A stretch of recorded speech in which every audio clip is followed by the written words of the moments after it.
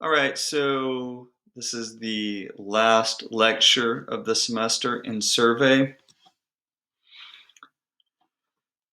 I'm having to do it at my house, so it looks a little weird, and the windows are managed strangely, so just bear with me.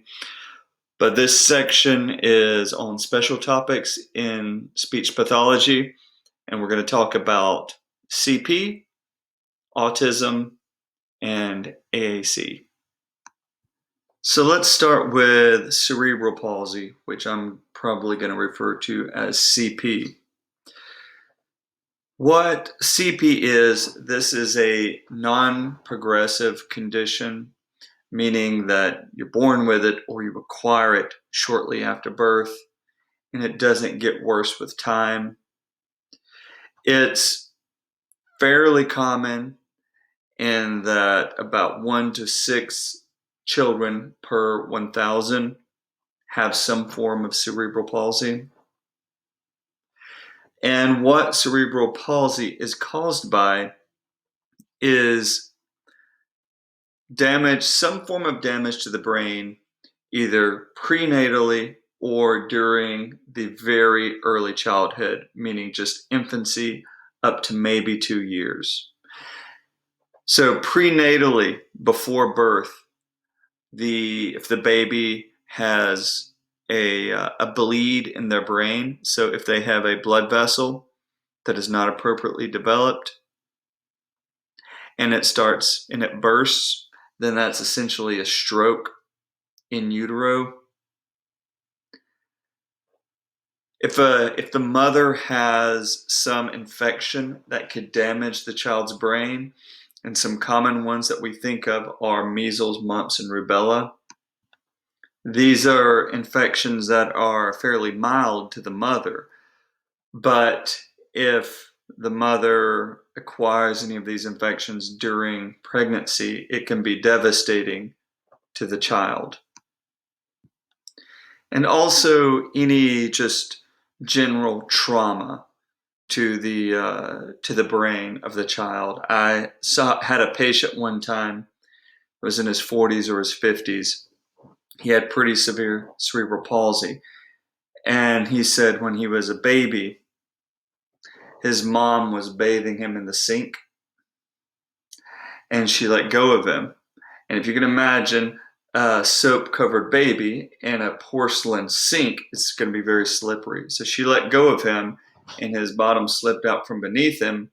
He hit his head, had a bleed, meaning a stroke in his brain, and acquired cerebral palsy in his early infancy. And when we think of cerebral palsy, primarily, first and foremost, think of it as a motor problem, a movement problem. Although it can come with other associated problems, but at its core, it's difficulty with movement. Hey guys, I'm Carrie Grimes. Today is Cerebral Palsy Awareness Day. I'm giving a speech about CP. Hope you listen to it all. Cerebral palsy affects muscle tone, posture, and movement.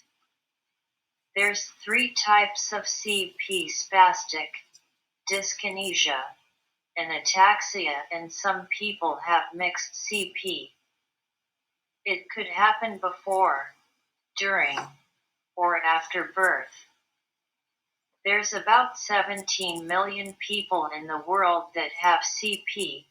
There's about 500,000 in the US. Each year around 10,000 babies are born with CP. CP is the most commonly diagnosed childhood motor disability. Boys that have CP are worse than girls. A lot of children with CP also have autism. There's no cure for CP, but different therapies help, and every case is different. All right, so there's a good example of cerebral palsy. That girl was displaying spastic cerebral palsy. And I'm going to get into exactly what that means in a minute. But what you saw there was she had her communication device, her AAC device, and I'm going to get into what AAC is in a minute too. But she has her communication device there, and she's programmed in a speech into it beforehand. Then she hits go, and it produces her speech for her. So as you saw, she can't speak. So there's a significant motor deficit there. And you see that physically as well as, you see that in her body as well as in her lack of speech. But if she's able to program in such an eloquent speech into her device and then have that device produce those words for her, then there's clearly little or no cognitive deficits. And there's clearly little to no language deficits. One of the ways in which cerebral palsy can be categorized is by part of the body that is affected. And we use the term monoplegia to refer to only a single limb being affected. Hemiplegia means one side of the body that is affected. Diplegia refers to symmetrical limbs, arms, or legs that are affected, but not both. Because if both symmetrical arms and limbs are affected, we use the term quadriplegia. Here are some pictures. You see this kid right here. Looks like he has just got one leg affected. That would be a monoplegia. This guy down here looks like he's just has one arm affected. Monoplegia. Looking down here, the girl is in crutches, so I'm assuming both of her legs may be affected. That would be diplegia. And these guys over here, quadriplegia. So aside from identifying cerebral palsy by what body part is affected, we also categorize cerebral palsy by the underlying movement disorder. And there are 3 different types of cerebral palsy, 3 different movement disorders that generate 3 different types of cerebral palsy. Spastic cerebral palsy, which is characterized by spasticity. Ataxic cerebral palsy, which is characterized by ataxia. And athetoid cerebral palsy, which is characterized by extra movements in the body, sometimes referred to as dyskinesias. Like the video that we just watched, she mentioned, I believe, dyskinetic cerebral palsy. That's another way of saying athetoid. And the part of your brain that is damaged dictates the type of cerebral palsy that an individual will have. The wires within the brain that transmit motor movements from the top of your brain down towards your body are referred to as the upper motor neurons. If the upper motor neurons are damaged, this creates spasticity. You have what looks like a little tiny version of the brain back here hanging off the back of your brain. That is the cerebellum. Damage to the cerebellum creates ataxic cerebral palsy. And deep within your brain, you have what are known as the basal ganglia. Damage to the basal ganglia creates athetoid cerebral palsy. So let's look at an example of spastic cerebral palsy. I think out of everybody, I am like the baby here, right? So I'll be 23. And you're? I'm 39. And I'm 33.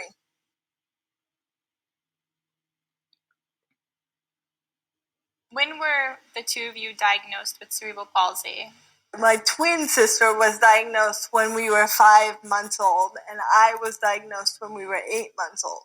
So my parents talk about finding out in a very abrupt way and just essentially being told by the doctors that they shouldn't have very many expectations for what we would grow to do in life. And we all together proved them very wrong.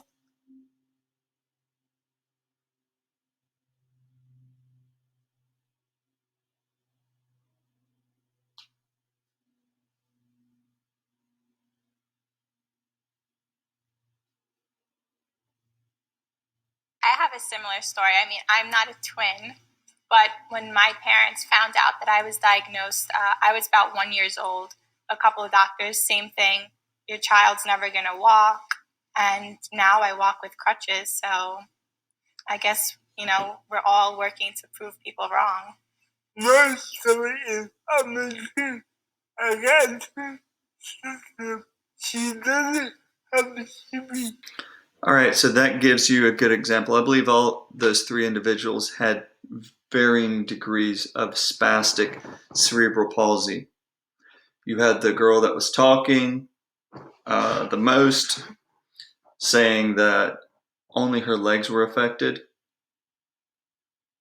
You had the dark-haired girl in the wheelchair, and you could tell that her speech was affected to some degree, like it started getting tight, and that's the spast. That is the speech manifestation of the spasticity in her body, and we refer to that as spastic dysarthria. So that would be spastic dysarthria created by spastic cerebral palsy. And you certainly heard that when the guy started speaking. He was the most severely affected individual in that video, and his speech was very negatively affected by the spasticity in his body. Spasticity meaning tightness of the muscles and the body resisting movement.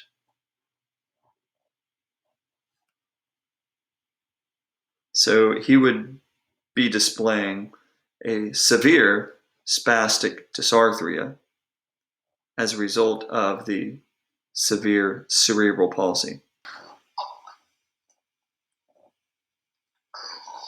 Hello, Mustangs.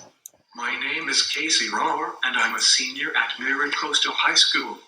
I have to tell you I am very excited to speak to you today via video.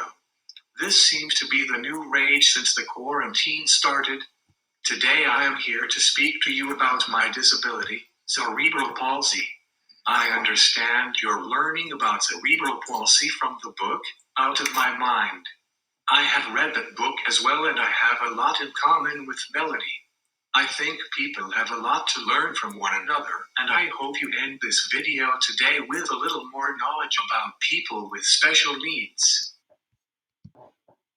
Okay, looking at that individual, you could tell that he is nonverbal, so he doesn't have the motor ability to produce speech. He is using an AAC device as well to produce his speech, but it looks and sounds like he doesn't have cognitive or language deficits, but speech is very negatively affected. You saw the extra movements of the body, of the face, of the tongue. That is referred to as athetosis. Those are extra involuntary movements. So that is what athetoid cerebral palsy looks like. So as I've already stated, spastic cerebral palsy is characterized by spasticity in the body, which is caused by damage to the motor neurons in the brain. Those are the nerves that transmit motor plans from the brain down to our body within the central nervous system. And damage to the upper motor neurons, creating spasticity. And spasticity is tight muscles. and these muscles are difficult to move. They resist voluntary movement by the individual. So range of movement is very limited by spasticity. And if range of movement of the articulators is limited by spasticity, that produces spastic dysarthria, which you heard a second ago in the video with the two individuals whose speech was affected by their spasticity. So if the individual has damage to what is known as the cerebellum, and that is this little structure that hangs off the back of the brain, under the back of the brain, that looks like a tiny brain itself. The cerebellum is responsible for coordinating our motor movements, making sure everything is well coordinated. So for instance, if you're playing the piano, the more slowly you play the piano, the easier the piece, the less the cerebellum is involved.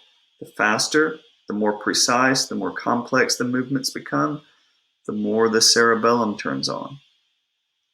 So if you think of what speech is, which is a very fast, very complex movement, the cerebellum is very much engaged in making sure we don't have any errors in our speech.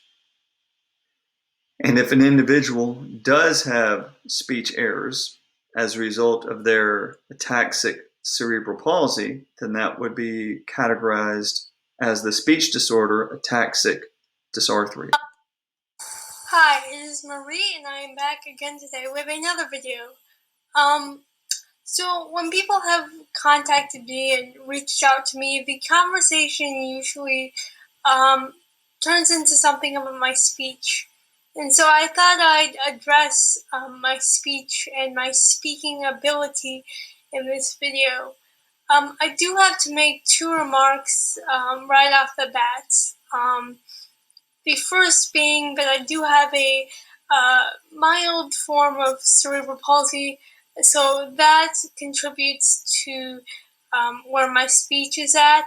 The second is that I've had a lot of practice. Now, practice does not make perfect, but practice does make improvement. So her speech sounded pretty good, but you did hear some errors in her speech, and that is due to a lack of coordination of the articulators.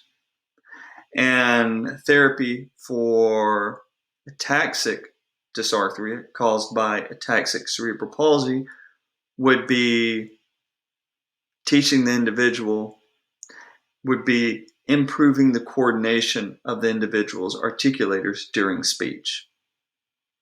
Therapy for a spastic dysarthria caused by spastic cerebral palsy would be reducing the spasticity of the mobile articulators and thereby increasing their range of movement.